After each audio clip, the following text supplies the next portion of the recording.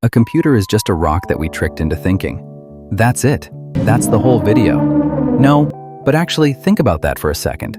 The thing you use to watch cat videos and cry about your exes is fundamentally just refined sand having an existential crisis, and somehow that sand is better at math than every single human being who has ever lived on this planet. How? What?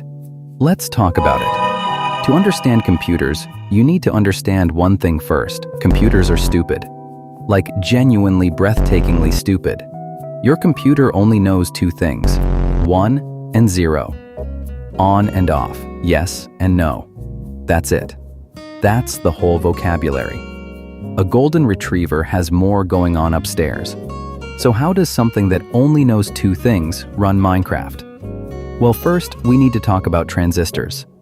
A transistor is basically just a tiny light switch. Electricity comes in, the transistor decides to either let it through or block it. If it lets it through, that's a 1. If it blocks it, that's a 0. Now your computer has about 50 billion of these little switches crammed onto a chip the size of your thumbnail. 50 billion. If every transistor were a human being, that would be 6 Earths worth of people all flipping switches in your laptop while you use it to watch Shrek. But okay, a bunch of switches turning on and off. How does that become anything useful? This is where it gets genuinely diabolical. You can take a few of these switches and wire them together in a specific way, and suddenly they can make decisions. These little switch combos are called logic gates, and they have names like AND, OR, and NOT. An AND gate says, I will only output a 1 if both of my inputs are 1s. An OR gate says, I'll output a 1 if either of my inputs are 1s. A NOT gate just flips whatever you give it. 1 becomes 0.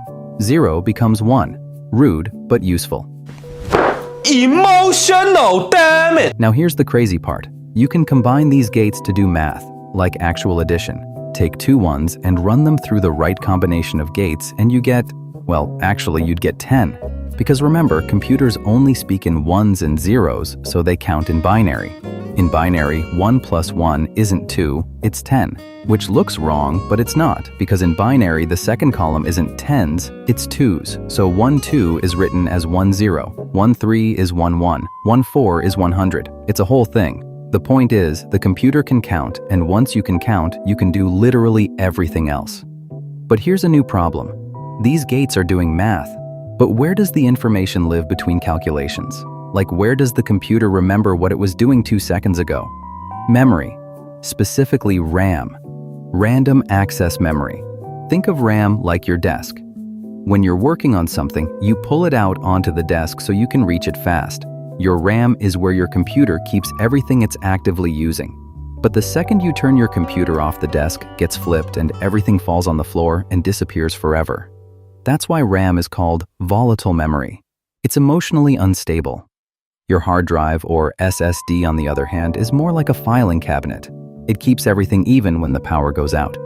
But it's slower to access.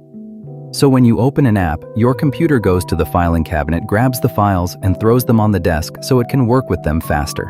Very organized, very sensible, surprisingly human behavior for a rock. Now, all of this math and memory and logic is being orchestrated by one thing. The CPU, the central processing unit. This is the brain. Every single thing your computer does passes through here. The CPU has one job, and it does it in a loop forever until you turn the computer off or it overheats and gives up. That loop is called the fetch, decode, execute cycle. Step 1, fetch. Grab an instruction from memory. Step 2, decode. Figure out what that instruction means. Step 3, execute. Do the thing. Then immediately repeat. Your CPU does this billions of times per second. Billions. While you're sitting there doing nothing waiting for Chrome to load. But wait, the GPU. What about the GPU? Isn't that the brain too? No. The GPU is more like a factory floor. The CPU is smart and fast, but it can only work on a few things at once. The GPU is less individually smart, but it can work on thousands of things simultaneously. This makes it perfect for graphics because graphics is basically just doing the same math on millions of pixels all at the same time. Also why it's used for AI training, but that's a different video and honestly, a different existential crisis. So let's put it all together. You open Minecraft, your CPU fetches those instructions from your SSD and throws them into RAM. It starts executing billions of instructions per second, telling the GPU what to draw. The GPU calculates what color every single pixel on your screen should be using the graphics information. 50 billion transistors flip on and off in patterns so complicated no human could ever track them. Logic gates make decisions. Memory stores information. The CPU orchestrates the whole circus. And out the other end, you get a green little man punching trees. From sand. You're welcome. That's going to cost you 1 subscribe, and I'm going to flip this bad boy around.